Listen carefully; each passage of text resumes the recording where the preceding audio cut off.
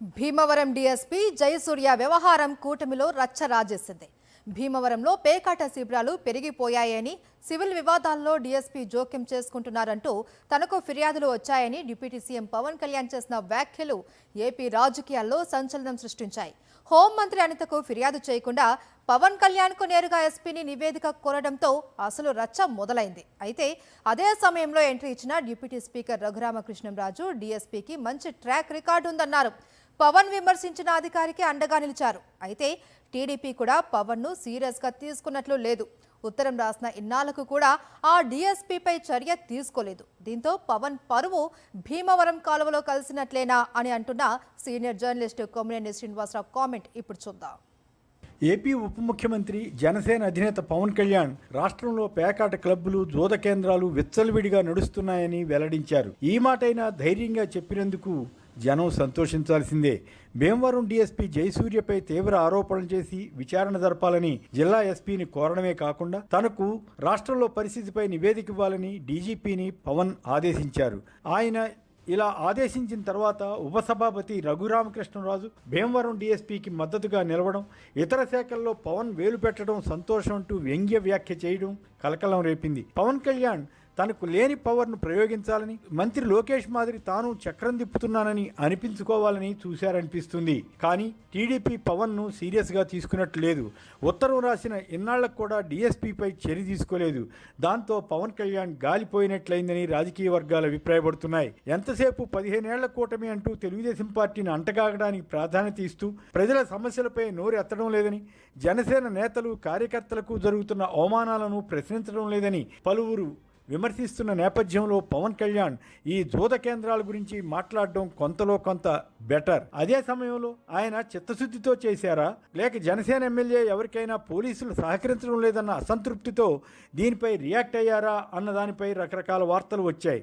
ఏపీలో అనేక సమస్యలు ఈ మధ్యకాలంలో తలెత్తితే వాటి గురించి ఎన్నడూ ప్రస్తావించకుండా ముఖ్యమంత్రి చంద్రబాబు నాయుడు, మంత్రి లోకేష్లను పొగిడే పనిలో బిజీగా ఉంటున్నారన్న విమర్శించి తప్పించుకోవడానికి ఈ డైవర్షన్ టాక్టిక్స్ ఏమైనా ప్లే చేశారా అని కొందరు సందేహిస్తున్నారు. ఈ తరుణంలో ఉపసభాపతి రఘురామకృష్ణరావు జోక్యంతో ఈ కథ కొత్త మలుపు తీసుకున్నట్లయింది. పవన్కు తాను అభిమాని అని చెబుతూనే రాజు భీమవరం డీఎస్పీ మంచివాడని సర్టిఫికెట్ ఇవ్వడం, విచారణలో అన్నీ తేల్తాయని వ్యాఖ్యానించడం విశేషం. పైగా పేకాట అన్నది అక్కడి సంస్కృతిలో భాగం అన్నట్లు మాట్లాడడం మరి విడ్డూరం. ఇక్కడ మరో కారణం ఏమిటంటే తన పరిధిలో లేని హోం, లా అండ్ ఆర్డర్ శాఖలకు పవన్ కళ్యాణ్ ఆదేశాలు ఇవ్వడం కూడా వివాదాస్పదమే. పవన్ కళ్యాణ్ ఒక రకంగా హోంమంత్రి అనితను అవమానించినట్లని విశ్లేషకులు వ్యాఖ్యానిస్తున్నారు.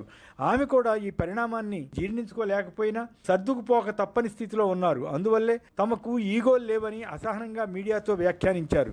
గతంలో కూడా ఒకసారి పవన్ కళ్యాణ్ పిఠాపురంలో మాట్లాడుతూ తన వద్ద హోంశాఖ ఉండి ఉంటే శాంతి భద్రతల విషయంలో గట్టి చర్యలు తీసుకునేవాడిని అన్నట్లుగా మాట్లాడి అనిత నిరుకుని పెట్టారు.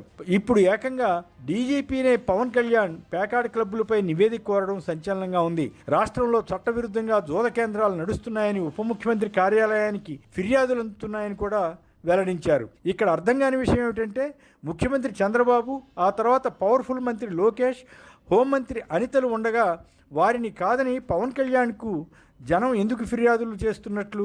అంటే చంద్రబాబు సరిగా స్పందించడం లేదా? కూటమి ప్రభుత్వం అధికారంలోకి రాగానే పేకాట క్లబ్బులకు ద్వారాలు తెరుచుకున్నాయి. కొన్ని చోట్ల ఎమ్మెల్యేలు, కూటమి నేతలు, ముఖ్యంగా టీడీపీ నేతలు వీటిని నడుపుతున్నారనే ఆరోపణలు లెక్కకు మిక్కిలిగా వచ్చాయి. పవన్ దీనిపై స్పందించడానికి భీమవరం డీఎస్పీ జయసూర్యపై తనకు జనసేన నేతల నుంచి అందిన ఫిర్యాదులు ఒక కారణంగా చెబుతున్నారు. స్థానిక జనసేన ఎమ్మెల్యే రామాంజనేయులు మాటను పట్టించుకోవడం లేదట.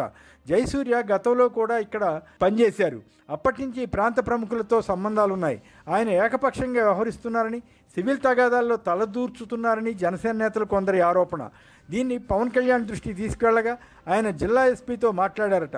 డీఎస్పీపై విచారణ చేయాలని కోరారట. అయితే కేవలం పేకాట క్లబ్బుల గొడవపైనే ఎందుకు స్పందించారు పవన్? ఈ ఏడాదిన్నర కాలంలో జరిగిన అనేక ఘటనలపై ఎందుకు మాట్లాడలేదు అని పలువురు ప్రశ్నిస్తున్నారు. ఉదాహరణకు ఈ మధ్య జరిగిన కందుకూరులో జనసేన అభిమాని ఒకరు దారుణ హత్యకు గురి కావడం, శ్రీకాళహస్తిలో జనసేన మహిళా నేత ప్రైవేట్ వీడియోలు తీయించడానికి టీడీపీ ఎమ్మెల్యే పురమాయించారని ఆరోపణ రావడం, తదుపరి జనసేన నేత డ్రైవర్ హత్యకు దారితీయడం, ఇలాంటి ఘటనలపై పవన్ ఎందుకు నోరు విప్పలేదని జనసేన నేతలే ముఖ్యంగా కాపు సంఘాల నేతలు ప్రశ్నిస్తున్నారు.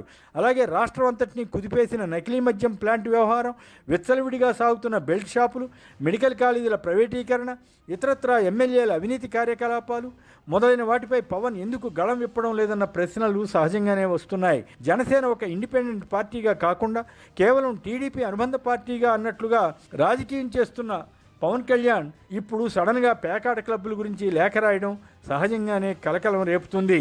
ఒక రాజకీయ పార్టీ అధినేతగా ఎప్పటికప్పుడు రాష్ట్రంలో జరుగుతున్న అంశాలపై, ప్రభుత్వంపై వస్తున్న ఆరోపణల గురించి పవన్ కళ్యాణ్ కనుక చంద్రబాబుకు లేఖలు రాస్తూ ఉన్నట్లయితే ఇప్పుడు పేకాట క్లబ్బుల గురించి ఆయన మాట్లాడినా విమర్శలు వచ్చేవి కావు. అందువల్లే చంద్రబాబు ఆదేశాలతోనే పవన్ ఈ సమస్యను లేవనెత్తారా, ఇతర అంశాలను డైవర్ట్ చేయడమే లక్ష్యమా అన్న అనుమానాన్ని విపక్షాలు వ్యక్తం చేస్తున్నాయి. ఏది ఏమైనా కనీసం పేకాట క్లబ్బులు, జోద కేంద్రాల వల్ల ఏపీలో ప్రజలకు నష్టం జరుగుతోందన్న సంగతిని ఇప్పటికైనా పవన్ గుర్తించినందుకు సంతోషించాలి. కాకపోతే పవన్ ఇచ్చిన ఆదేశాలకు ఏమాత్రం విలువలేదని తెలుగుదేశం పెద్దలు తేల్చేసినట్లే అనుకోవాలా? ఈ రకంగా పవన్ కళ్యాణ్ పరువు భీమవరం కాలువలో కలిసినట్లేనా?